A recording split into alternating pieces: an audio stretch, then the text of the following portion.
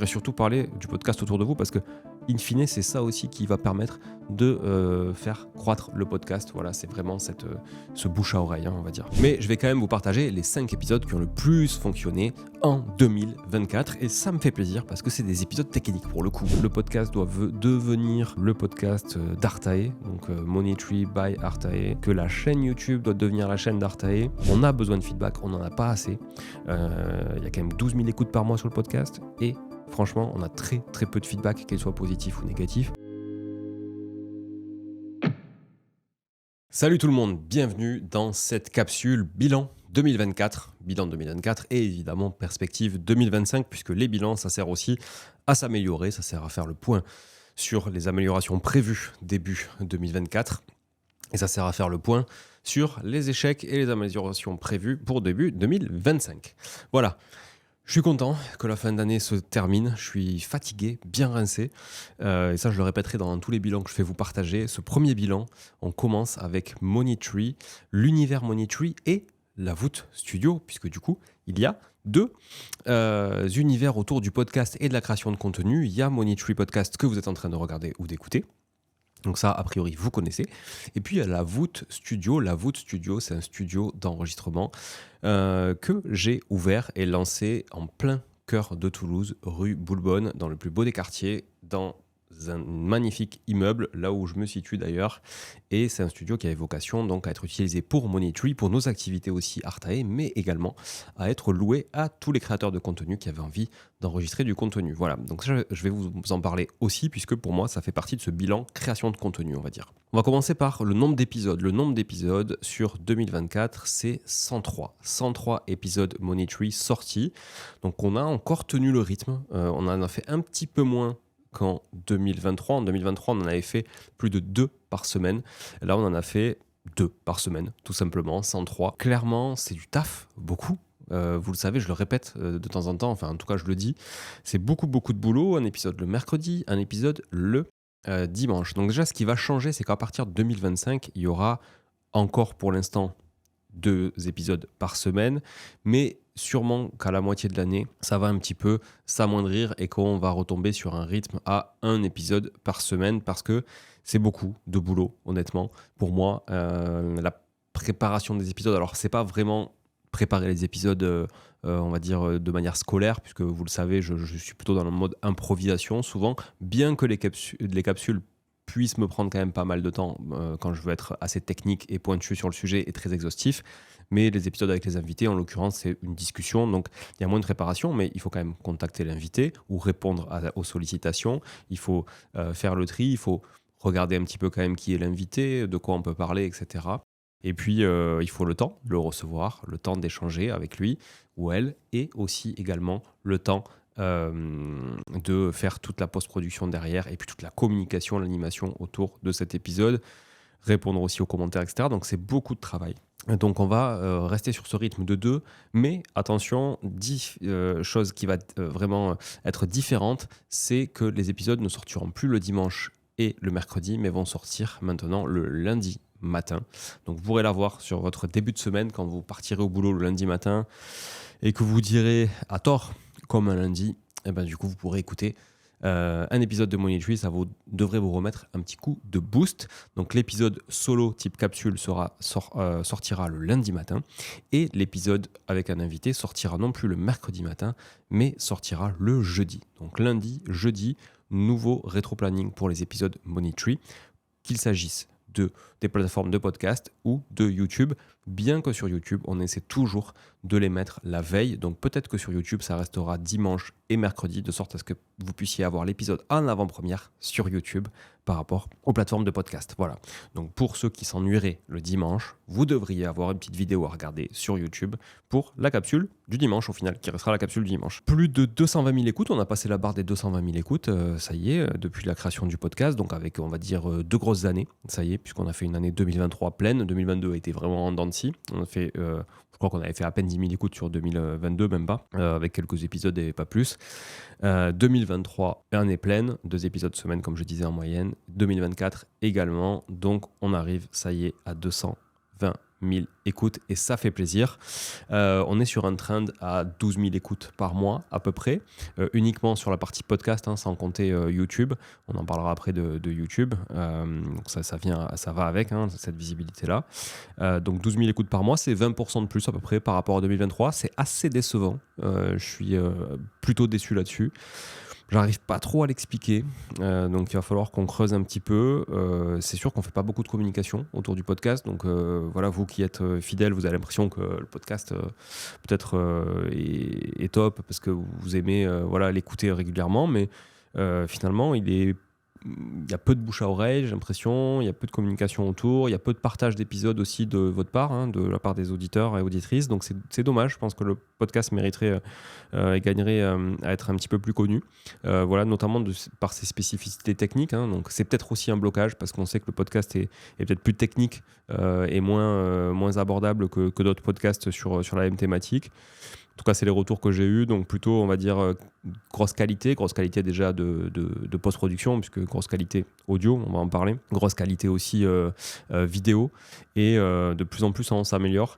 Mais à côté de ça, beaucoup de qualité aussi d'invités, j'ai l'impression en tout cas, et de sujets, mais malgré tout, on est un peu à la ramasse côté audience. Mais je vais quand même vous partager les 5 épisodes qui ont le plus fonctionné en 2024. Et ça me fait plaisir parce que c'est des épisodes techniques pour le coup. Donc on voit qu'il y a quand même du sens. Le premier épisode qui a le plus fonctionné, c'est qu'est-ce qui se passe quand on bascule du LMNP au LMP ? Quelles sont les conséquences ? Ça, c'est vraiment intéressant. Un épisode avec Mathieu Chauveau que vous pouvez retrouver en tapant tout simplement sur Google ou sur un moteur de recherche type de votre plateforme de podcast, LMNP, LMP, Mathieu Chauveau, qui est CEO de Ça compte pour moi, un cabinet comptable d'expertise en ligne, qui a d'ailleurs été sponsor de l'épisode cette année, et je les remercie, du podcast cette année, et je les remercie. Le deuxième épisode qui a le plus marché aussi, croyez-le ou non, c'est avec le même invité, même intervenant, c'est avec Mathieu Chauveau, et là, c'était un épisode sur la holding. La holding, est-ce que c'est intéressant, pas intéressant ? Dans quel cas il faut faire une holding ? On a balayé, il me semble, de mémoire 6 cas dans lesquels il est intéressant de faire une holding. Donc je vous invite à aller réécouter l'épisode aussi. Vous le retrouverez facilement. Vous tapez sur n'importe quel moteur de recherche, épisode Money-Tree Podcast Holding. Vous allez retomber sur l'épisode sans aucun problème. Et puis après, le troisième, c'est l'épisode que j'avais fait vraiment en urgence, un épisode type actualité sur la réforme du LMNP, la réforme LMNP à venir, qu'est-ce que ça allait changer. Et on avait fait cette petit épisode aussi avec Mathieu Chauveau, toujours le même intervenant. Vous avez préparé et donné des exemples de projets concrets qui auraient été impactés par cette réforme LMNP et dans finalement, à quelle sauce on aurait été mangé si jamais toutes ces réformes LMNP, notamment autour de l'amortissement, étaient passées. Donc ça vous a beaucoup plu. Donc tous les sujets LMNP, structuration vous ont beaucoup plu. Quatrième, c'est optimiser la rémunération du dirigeant. Et c'est toujours avec Mathieu Chauveau. C'est incroyable parce que les 4 épisodes qui ont le plus marché, c'est avec Mathieu. Donc déjà, merci Mathieu d'avoir partagé toute ta culture autour de la fiscalité et de la structuration du juridique et du social autour de la partie LMNP, LMP ou investissement immobilier au sens large. Merci beaucoup. Rémunération du dirigeant en SAS ou en SARL, notamment avec des montages holding. C'est très intéressant comme sujet, encore une fois, très technique.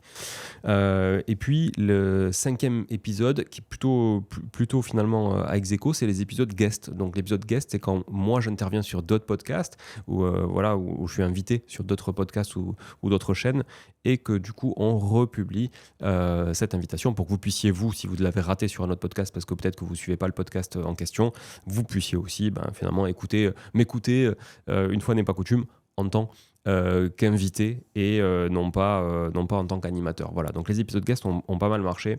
Je pense notamment à l'épisode avec Finari, où je suis intervenu sur le podcast de Finari, ou le podcast Tous Entrepreneurs aussi de Maxime Wafflard, que je remercie, et d'ailleurs qui va passer lui en tant qu'invité bientôt aussi sur le podcast. Voilà pour les 5 épisodes. En ce qui concerne la satisfaction client, on va l'appeler comme ça, c'est un peu bizarre en matière de podcast, sur Apple Podcast, on est passé de 123 notations à 173 avis laissés, donc on a pris 50 avis. C'est peu, c'est à peine un par semaine. Donc encore une fois, je vous le demande, s'il vous plaît, prenez 2 minutes pour nous laisser un avis 5 étoiles en mettant un petit commentaire parce que ça nous fait plaisir, ça fait méga plaisir à moi évidemment, mais ça fait méga plaisir aussi à l'équipe qui travaille derrière, on en parlera après d'ailleurs. Voilà, donc sur Apple Podcast, il suffit de le faire, vous pouvez mettre la note 5 étoiles évidemment. Il y a eu ou deux, une étoile, je pense, dont un bon vieux rageux, mais vraiment bon vieux rageux. Voilà, donc ça arrive.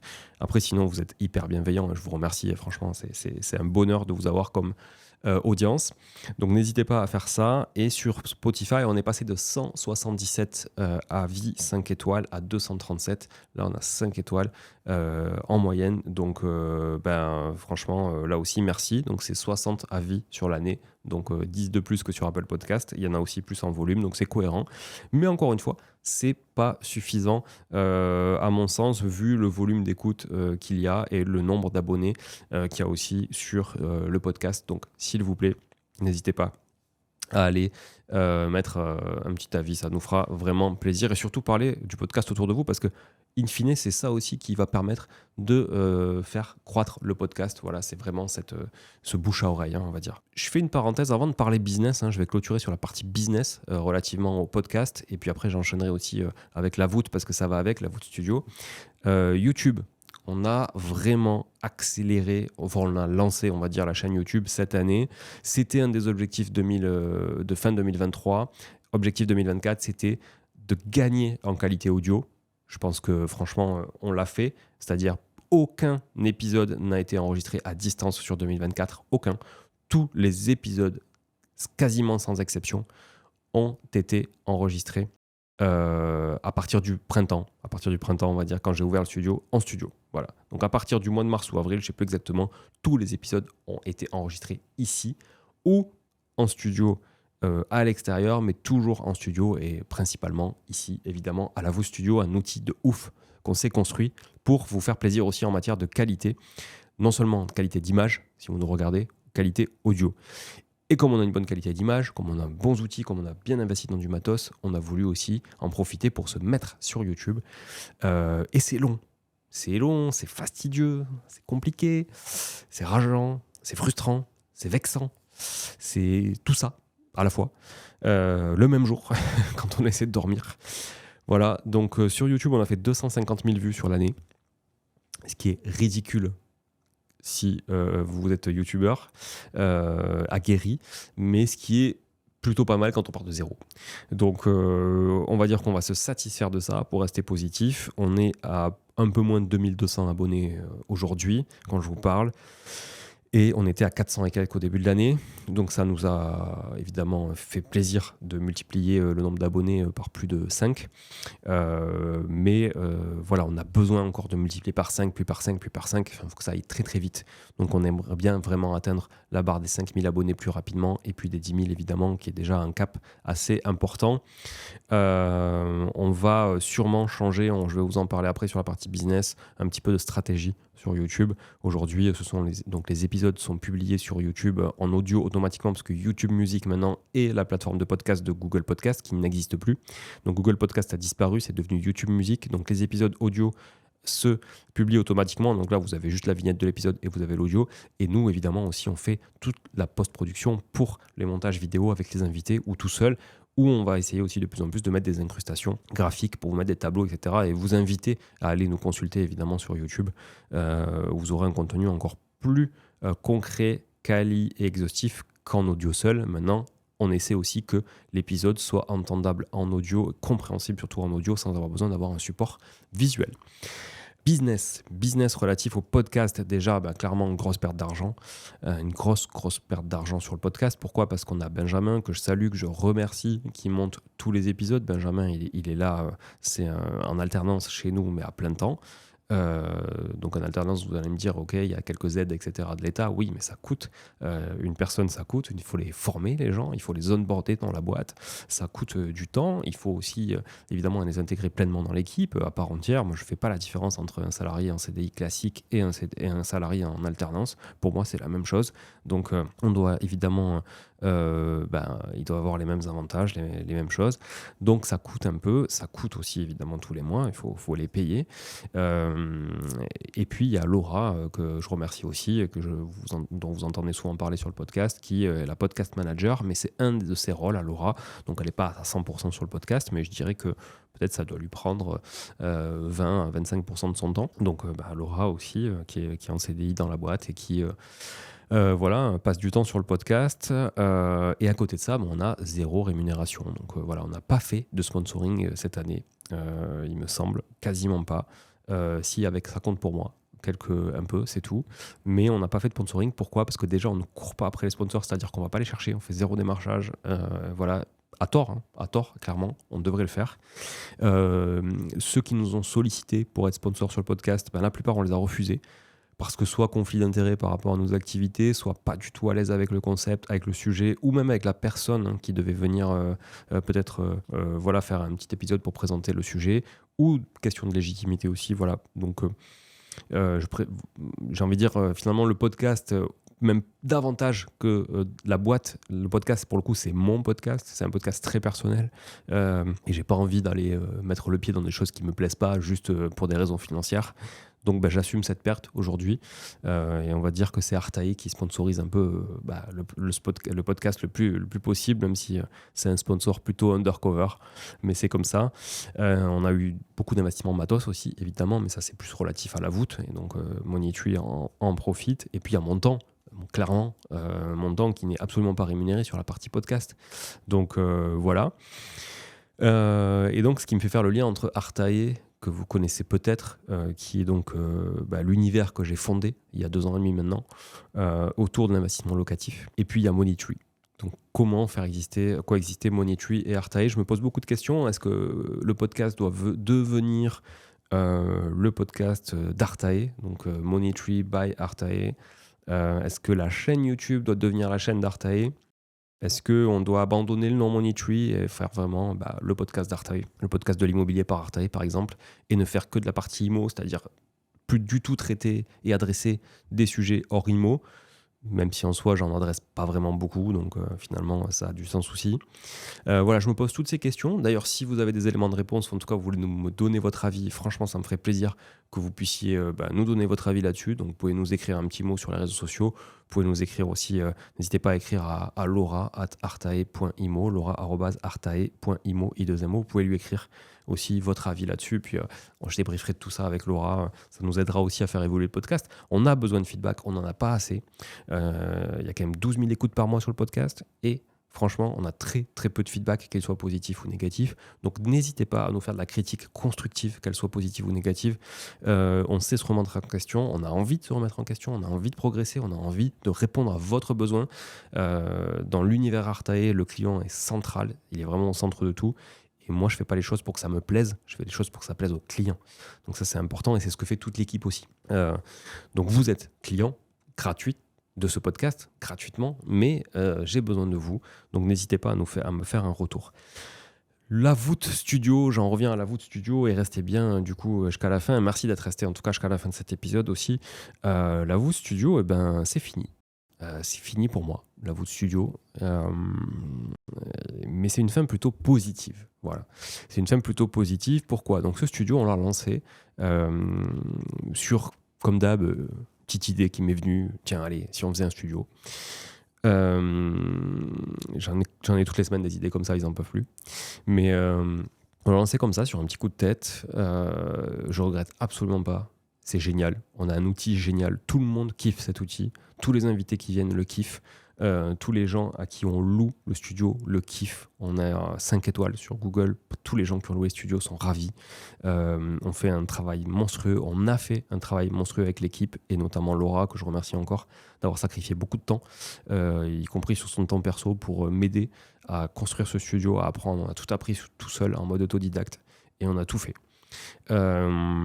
Aujourd'hui, j'ai été approché par quelqu'un qui était intéressé pour lancer un studio et une franchise d'un studio parisien à Toulouse, ce qui n'avait pas trop de sens puisqu'on avait déjà tout. Et donc, après discussion et puis bon feeling, on a décidé qu'il reprenait le studio. Donc, Je suis ravi qu'il soit repris par quelqu'un qui a les dents qui rayent le parquet, qui s'appelle aussi Julien, que je salue d'ailleurs, s'il m'écoute. Et je suis ravi que ce studio soit repris donc, dès le mois de janvier 2025. Nous allons déménager nos locaux d'Artae, mais j'en parlerai, une partie de nos locaux, puisqu'il y avait 4 personnes qui travaillaient ici quand même au studio. Qui était basé ici, mais ça j'en parlerai dans le bilan plutôt Artae. Mais relativement au studio, voilà, donc je lègue tout, le fond, hein, donc le site, la marque, etc., plus le matériel, évidemment, qui est un matériel d'une très très bonne qualité, et puis les murs aussi, voilà. Donc les murs que vous voyez, cette belle brique foraine, ce beau patrimoine toulousain, plein cœur de Toulouse, quartier Saint-Étienne, rue Boulbonne, dans un quartier qui vient d'être refait entièrement. Toutes les rues viennent d'être pavées, qui est en train de devenir magnifique. Il était déjà, mais c'est encore plus beau. Et on est à 50 mètres des plus belles boutiques de Toulouse, de la fameuse rue Croix-Baragnon aussi, voilà, qui héberge de magnifiques boutiques. Donc je suis à la fois, vous l'entendez, vous le voyez, nostalgique, évidemment, nostalgique du projet, nostalgique de les murs, parce que j'adore ce patrimoine aussi, j'adore cette voûte que vous ne voyez pas en entier sur la caméra, mais qui est magnifique. Et puis même en face, là, j'ai des choses magnifiques. Voilà, mais je suis nostalgique voilà, du projet, des murs, de tout un peu. Mais je suis tellement content que ce soit repris par quelqu'un qui va vraiment tout faire pour exploser le studio, exploser ces chiffres du studio, qui commence à être de plus en plus connu. On a de plus en plus de demandes de réservation, on a de plus en plus de réservations. Donc je suis content de vendre dans cette dynamique. Et encore une fois, j'ai vendu pas mal de business dans ma vie quand même, quelques petits business, toujours des petits, pas jamais des gros. Et en fait, la plupart des gens à qui j'ai vendu du business les ont démontés, mais dans le mauvais sens du terme. Donc la plupart ont fermé, d'ailleurs quasiment tous se sont terminés et ont été des échecs après. Et c'est frustrant en tant que fondateur, quand on a créé un truc, quand on y a mis de l'amour, de la passion, du temps, qu'on y a sacrifié beaucoup de choses, parce qu'en fait, l'amorçage d'un business, c'est là où vous sacrifiez le plus de temps pour rien. Parce qu'en fait, c'est au bout de 1 an, 2 ans, 3 ans, 4 ans, des fois plus que ça, des fois après 5 ans, que vraiment on peut récolter les fruits. Hein. C'est comme quand vous plantez une graine, ça met du temps avant de faire des fruits.